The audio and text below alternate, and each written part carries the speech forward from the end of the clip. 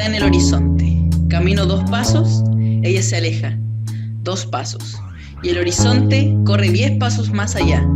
Entonces, ¿para qué sirve la utopía? Para eso, sirve para caminar. Eduardo Galeano. Muy buenos días, tardes o noches, dependiendo a la hora que nos estén escuchando, claro. Hoy tenemos el placer de contar con un invitado bastante especial. Psicólogo, escritor, músico y entre otras tantas cosas, porque este hombre es polifacético y sobre todo un muy buen amigo mío. Es por eso que hoy en este tercer capítulo de especial de entrevista de Caos en tu idioma, quiero darle una cálida bienvenida a Gabriel Boffi. Un aplauso ahí. Un aplauso virtual. Ahí si están escuchando esto, aplaudan ahí. Gracias. Sí, Gracias. Un gusto, claro. ¿Cómo te encuentras tú, Gabriel? ¿Cómo va todo? Bien, aquí con un poco de frío, pero entrando en ambiente, abrigado, qué bueno. Claro, con la estufita acá al lado. Se me olvidó ponerme polerón, claro. Bueno, más que nada agradecer tu tiempo por estar acá con nosotros. Tengo entendido que igual trabaja, entonces me imagino que el tiempo se te va a hacer corto, así que siéntete muy bien recibido en este podcast, Caos en tu idioma. Ya es el capítulo número 13, nuestro tercer invitado, el psicólogo Gabriel Boffi. Tuvimos en el primer capítulo de invitado el honor de tener a Don encima de tu hermana. Después tuvimos al Portal de Horus, que es un influencer, encima de tu hermana es un músico. Y en esta ocasión les traemos un psicólogo. Bien Así completa que, la cartera. bien completito. Así que nada, como tenemos a Gabriel Boffi, yo me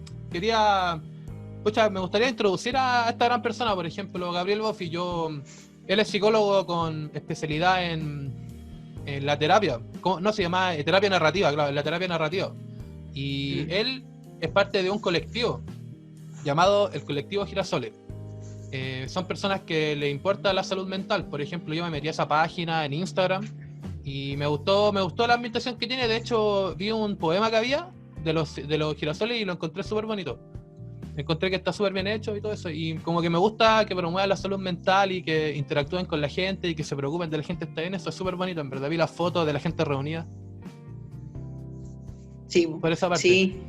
Sí, es todo un proceso ese del colectivo Girasoles. Claro, como decía, la psicología con enfoque en terapia narrativa. Bueno, no es como un diplomado propiamente tal, sino que es una forma de hacer la terapia. Y en relación al colectivo Girasoles, esa fue una iniciativa que surgió de mi pareja, Tiare Argüello, que tenía la idea de hacer una comisión en la universidad primero, y de una comisión para las personas que tienen problemas de salud mental, y después se amplió para hacer círculos de salud mental, hablar un poco y tener espacios de contención que muchas veces no hay en las universidades. Y después, bueno, por diversos motivos que uno sabe cómo el sistema universitario es súper indiferente con estas temáticas, terminamos decidiendo movernos a un colectivo más que una comisión y funcionar no solamente con gente de la misma universidad, sino que también con gente de distintos lados. Independiente de que fuera egresado o no, independiente de que fuera de la Universidad del Paraíso o de donde sea, porque así, claro, es más inclusivo también. Sí. Claro, de una forma más independiente, sin depender tanto de la U, como dijiste. No, me imagino el sentimiento de cómo debe ser de indiferente la universidad en este tipo de casos. No sé, ¿qué crees tú, Franco? Sí, no, pero ¿qué hay que decir? Pues si uno está claro de eso, lamentablemente igual se preocupan del contenido, pero no se preocupan de lo más importante, pues, ¿cachai? Que igual terminan siendo las personas, pues las pasan a llevar así como si fueran, al fin y al cabo, puro número nomás, pues, un clásico. Claro. Lamentablemente, pero qué bueno que se den esta instancia. Boffi, en las que tú así, las considero bien buenas, la verdad. Son necesarias, aunque mucha gente diga que no, son totalmente necesarias, la verdad. Nada que decir. Claro, o sea, sin duda esta terapia narrativa ha ayudado a mucha gente. O sea, por lo que leí yo de su origen y cómo se formó todo.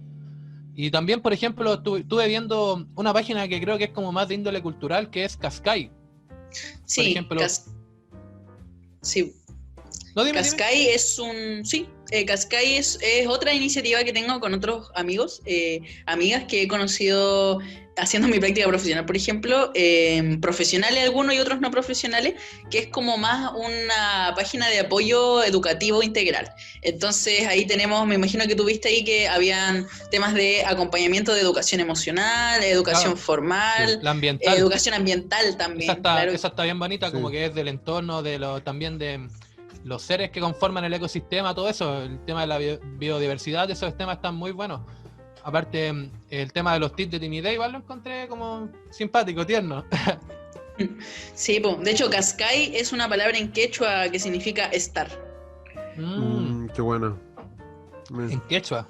Qué bueno. Bueno, y para terminar, yo vi que tú tenías, luego terminé con la psicóloga Gabriel Boffio, donde ahí dice más como específico que te dedica a la terapia narrativa, los temas de discurso social, todos estos temas. También un tema de los primeros auxilios psicológicos que encontré, que es un post súper útil, un post.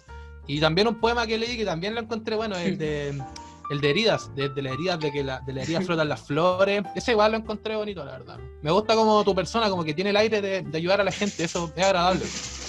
Gracias, sí, de hecho es ad hoc un poco a los intereses también, porque a mí siempre me gustó escribir.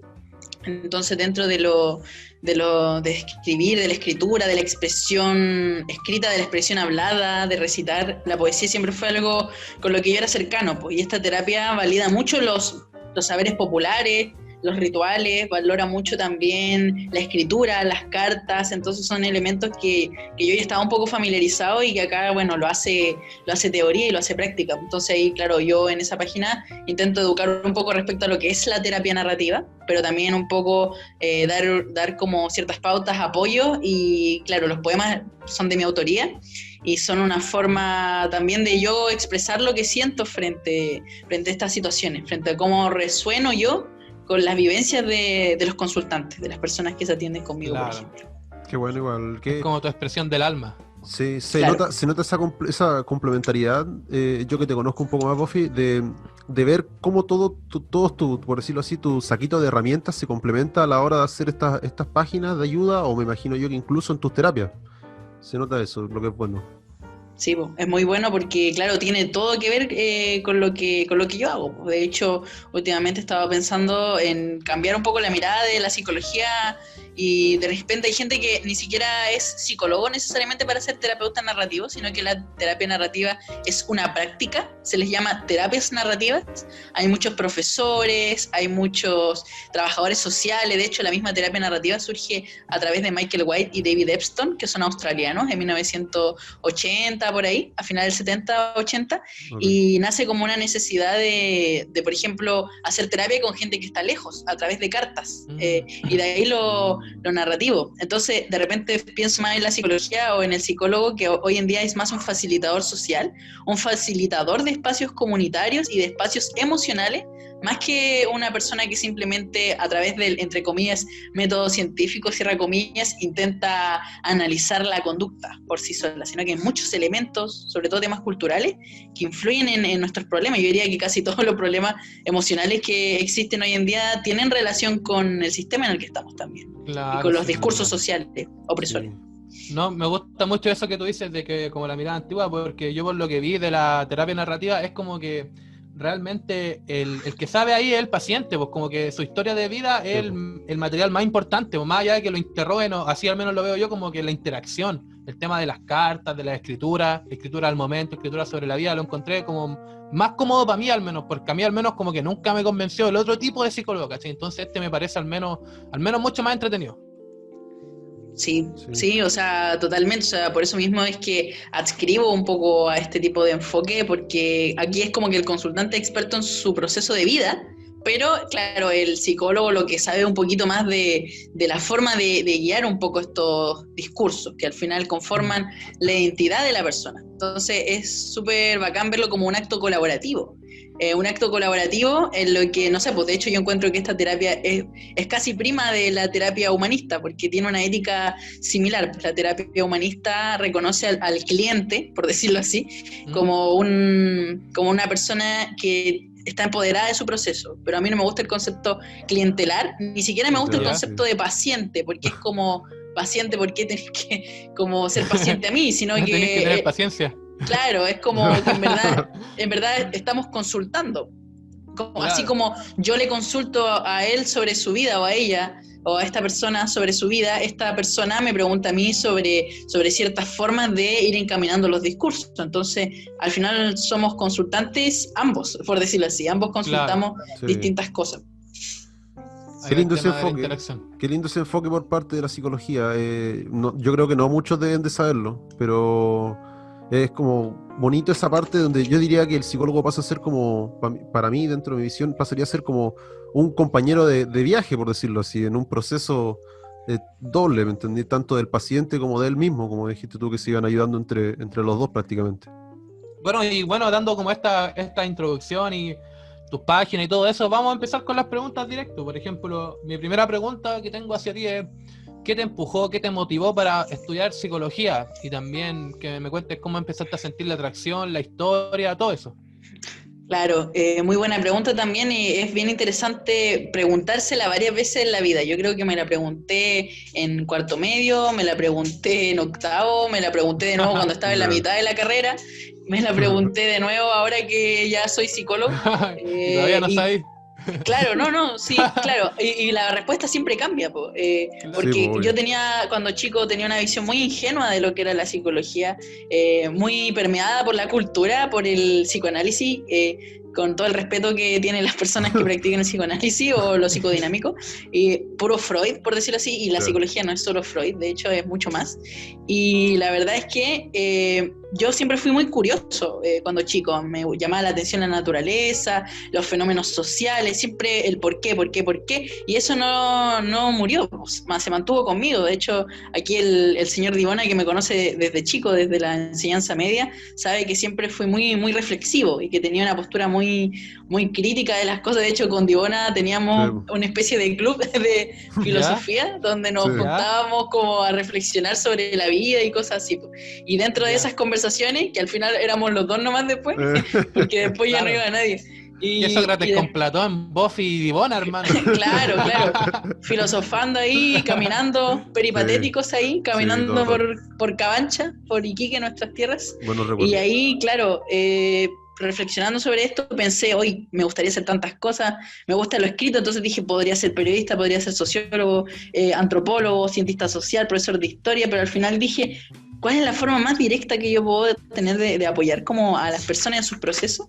Y no morir de hambre en el intento, también pensé, y dije, ya, pucha, la psicología más o menos, dije, ya, bueno, psicología, pensé yo, y ahí, claro, pues también yo soy de Iquique y estudié en Valparaíso y ahora vivo en Viña del Mar, y claro, esa migración igual es como triste decirlo, pero lamentablemente en las provincias no hay tantas opciones como para estudiar. Entonces, víctima un poco del centralismo, al final, igual que Divona, que ahora está acá y también es oriundo de Iquique, nos terminamos movilizando para poder buscar como una educación que sea como un poco más ad hoc a los desafíos que nos planteamos, ¿cachai? Al conocimiento que queremos saber. Bueno, al menos no se fueron a Santiago, al menos ahí están fresquitos por lo menos elegimos un buen lado. Sí, claro.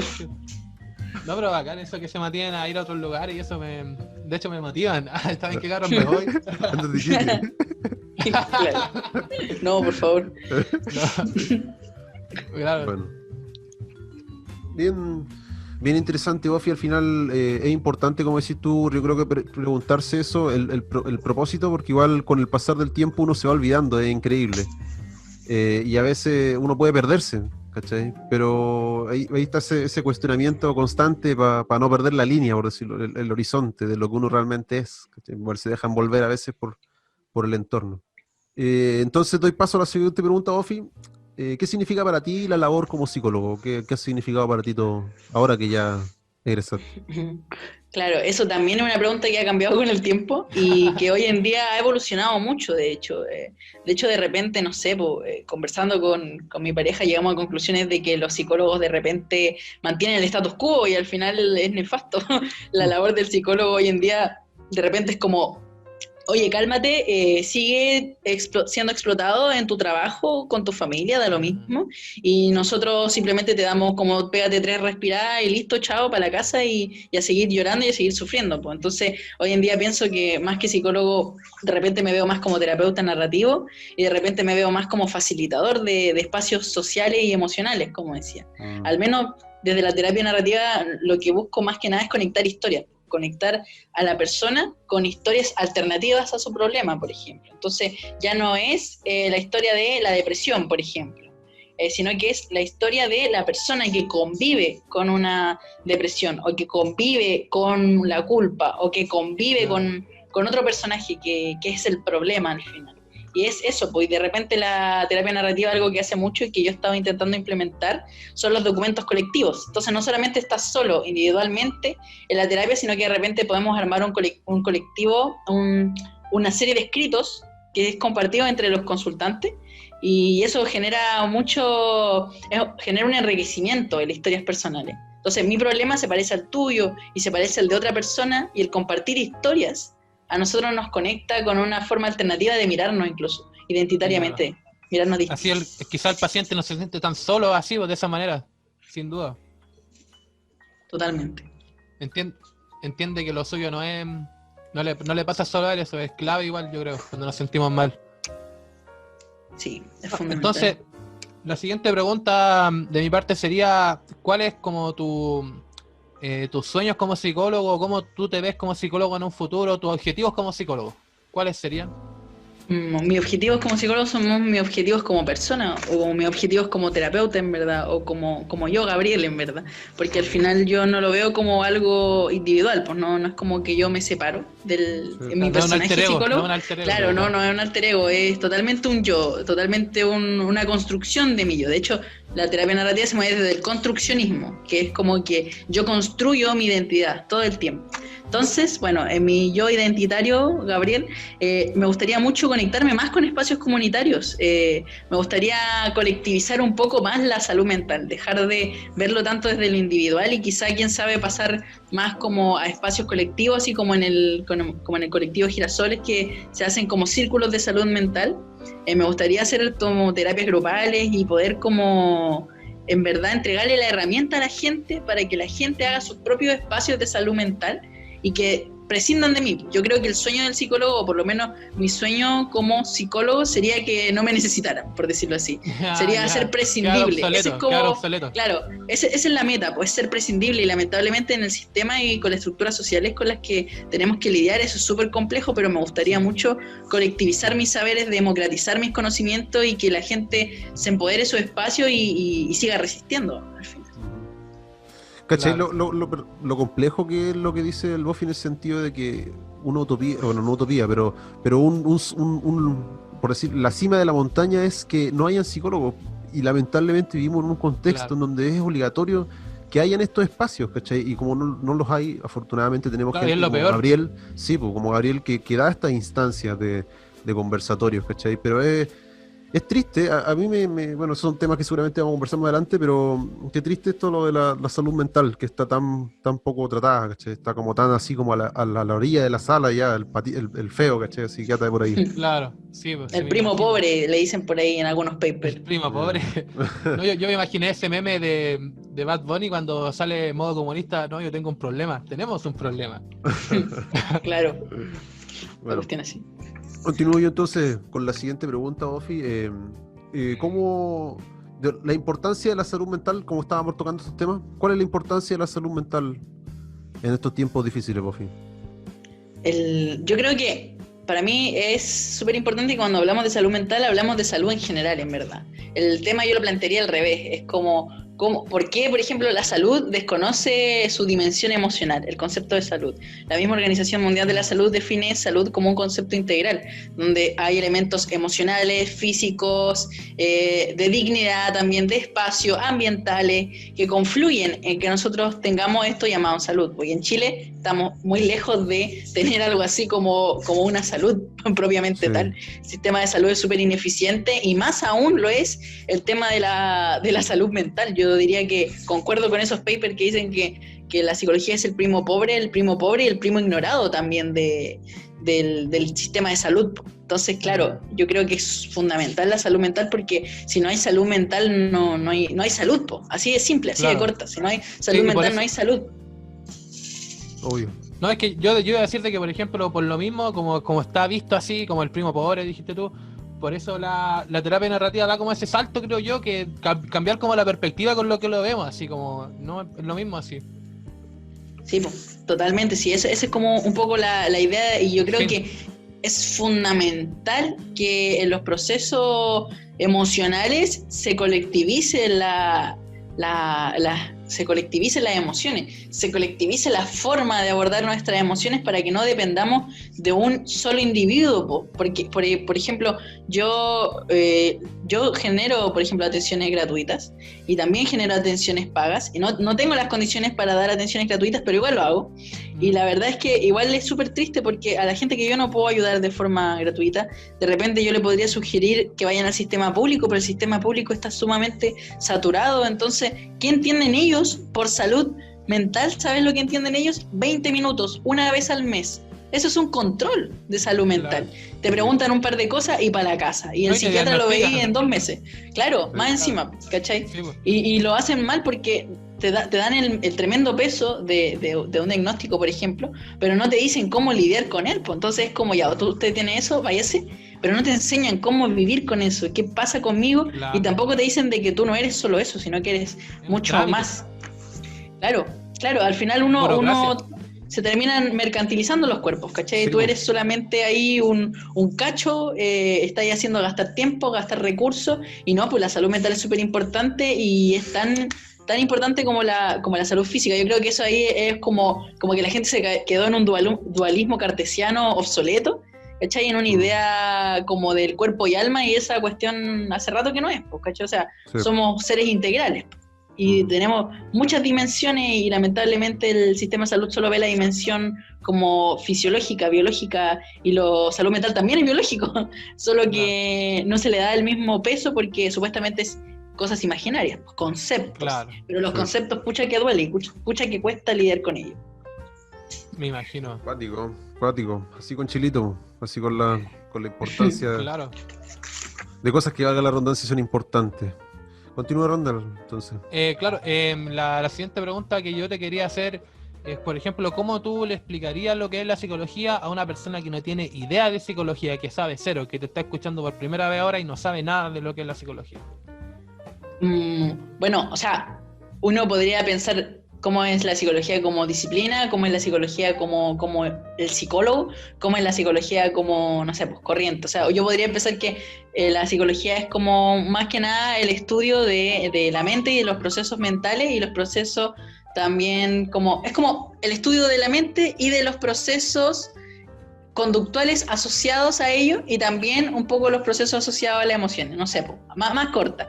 La psicología es el estudio de un poco los procesos de la mente, las conductas y las emociones asociadas a una persona, por decirlo así.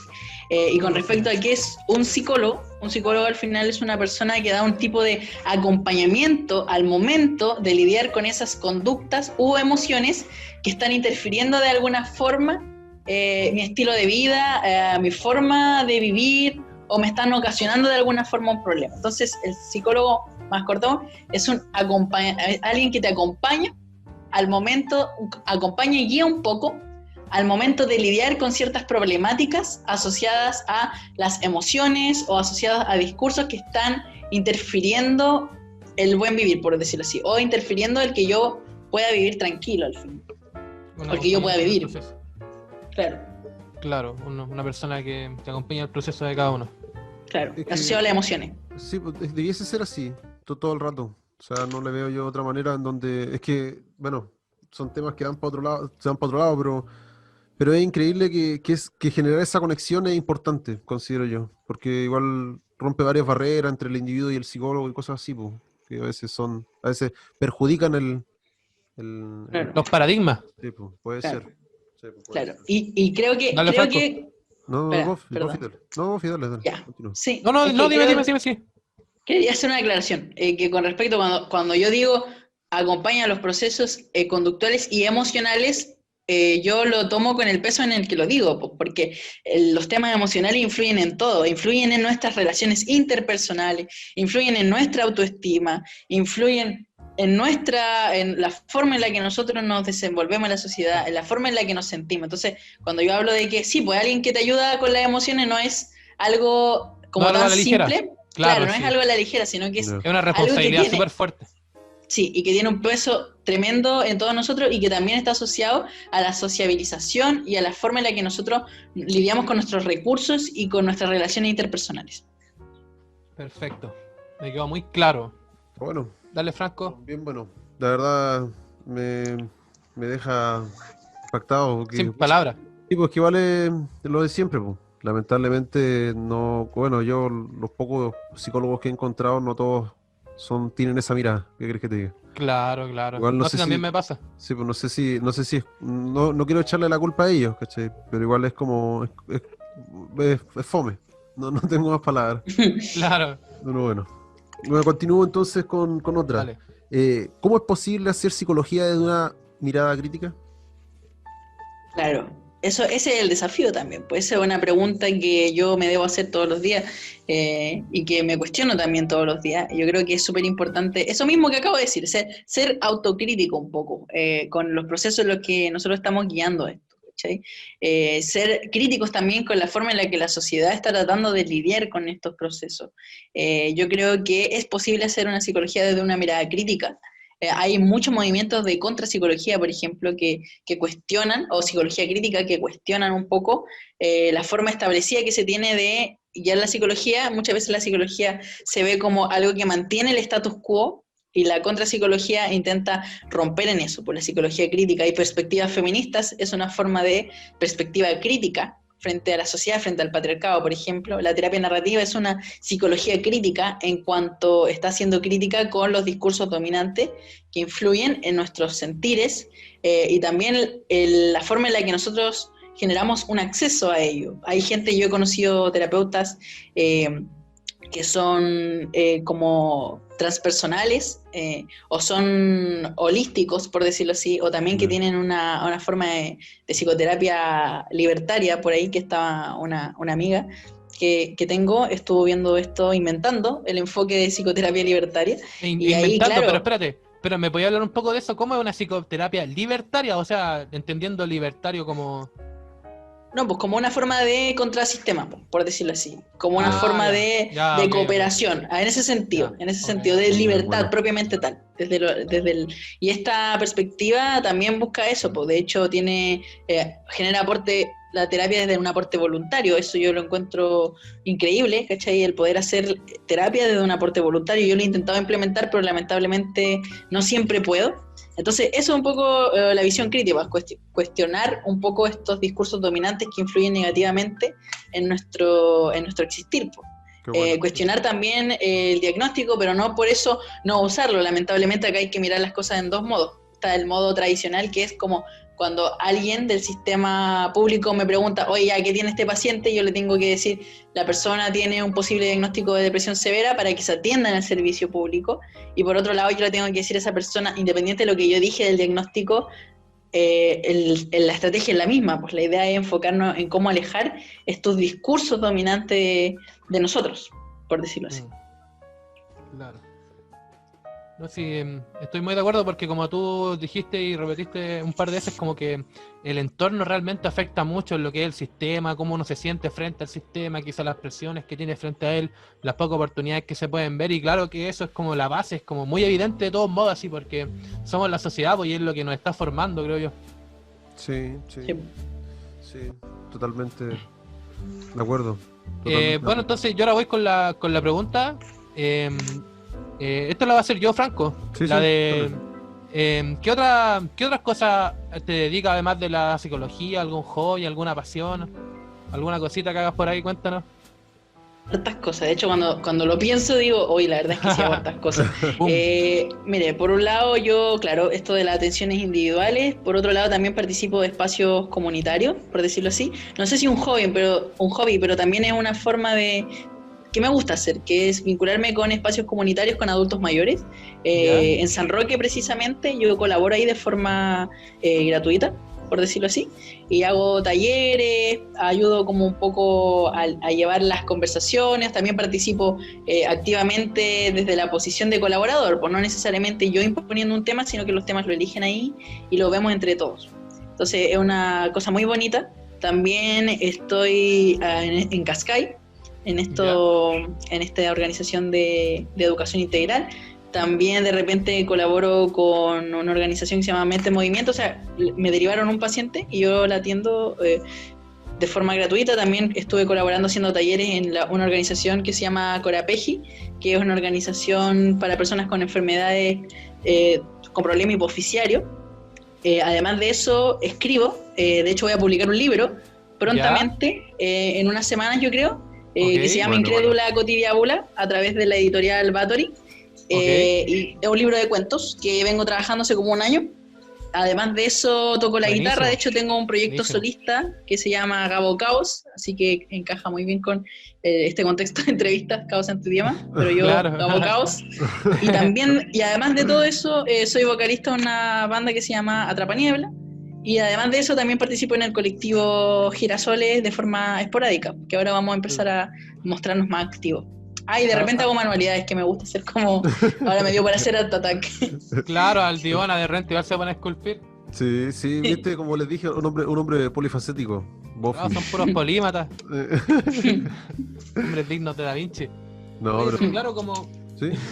como decías tú con el tema de la banda, ¿cómo me podría hablar un poco más de eso, sobre la banda? Bueno, también me gustaría que me hablaras también sobre el libro, me llamó la atención, me gustaría que... Sí, yo vi, Bofi, que estuviste en la segunda feria del libro, pues. Cuéntanos un poquito sí, acerca también. de esa experiencia, Buenísimo, cuéntanos buenísimo. un poquito las dos Sí.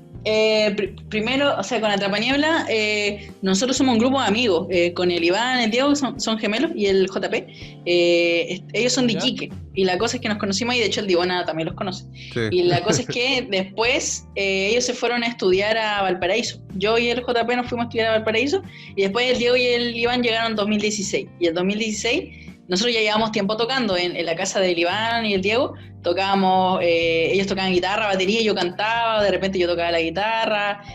Habíamos hecho otra banda. Al principio.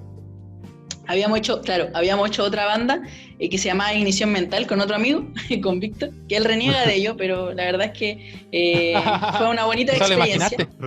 Fue una bonita experiencia, pero con Atrapaniebla desde el 2016 teníamos otro nombre y después como que ensayamos, hicimos canciones, 2017 nos rebautizamos como Atrapaniebla y tocamos en Valparaíso, grabamos un demo, en la Santa María ensayábamos, porque Diego es de la Santa María, él estudia ingeniería electrónica o algo así. Okay. Entonces ahí ellos, tú cachai, bueno. Ahí ellos nos prestaron la sala de música. Tienen un club de música y ahí tocábamos, y de ahí grabamos. El 2019 nos encerramos voluntariamente a grabar el álbum, y ahora involuntariamente estamos encerrados 2020 y hemos estado un poco como un poco en hiatus, así como estancados un poco, pero de todas formas siempre conversando, siempre y tenemos ganas, pues tenemos muchas ganas de seguir componiendo y ya reunirnos de una vez por todas y salir a tocar.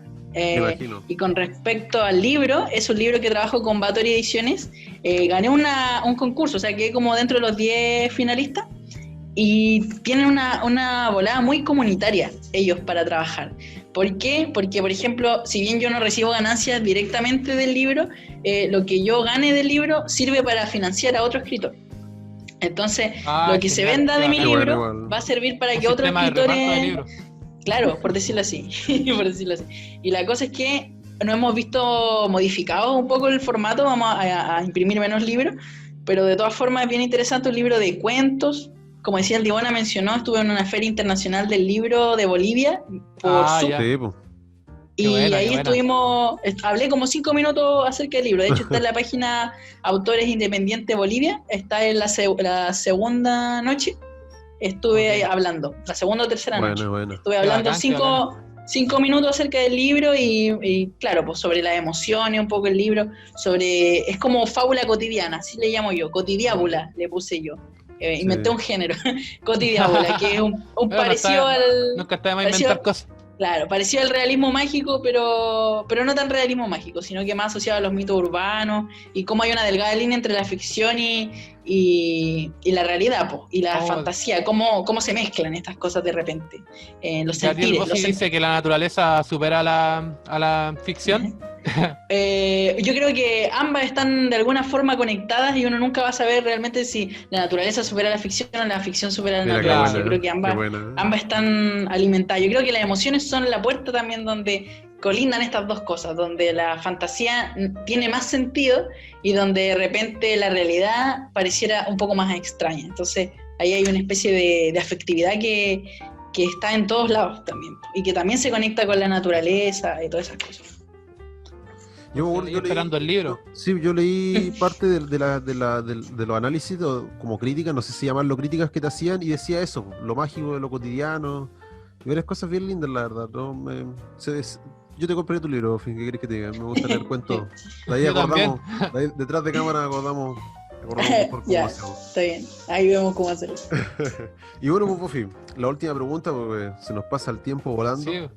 ¿Qué le recomendarías a alguien que quiere ir a un psicólogo o a una terapia o buscar ayuda pero no sabe cómo hacerlo? ¿Cómo le recomendarías tú a alguien ya más acá en terreno, por decirlo así?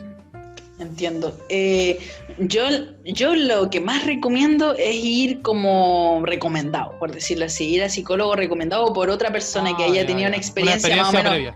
Claro, Ya. por ejemplo, no sé, pues si a mí el Franco me dijera así como hoy quiero ir a terapia, yo le recomendaría a una o dos o tres compañeros que yo conozco que me han demostrado que son profesionales como muy bacanes, o le recomendaría a otro también. Y si otra persona, por ejemplo, tuvo una experiencia buena y me lo dice, yo le diría, ah, qué bien, y yo estoy muy atento a esas cosas, la verdad, y siempre le recomiendo a todos ir a terapia, que en verdad no tiene nada de malo, de que uno no está loco por ir, la verdad, y que al contrario, yo creo que es una forma muy buena de hacernos cargo también de lo que estamos sintiendo.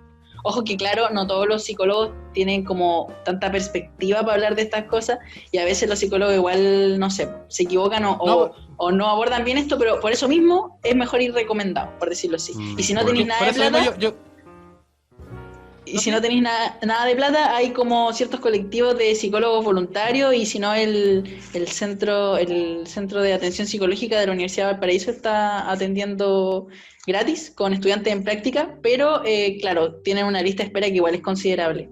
Así que eso, Claro. y que no tiene nada de malo ir, que es una buena forma y que no los va a cambiar tampoco, si al final es un proceso acompañado donde uno decide, uno puede decidir también hasta cuándo quiere estar en terapia, hasta cuándo no. Entonces también existe eso, como para que vayan sin miedo, y que uno nunca se va a sentir listo de repente, entonces entre ir y no ir es mejor ir, yo creo, hasta por si acaso. Claro.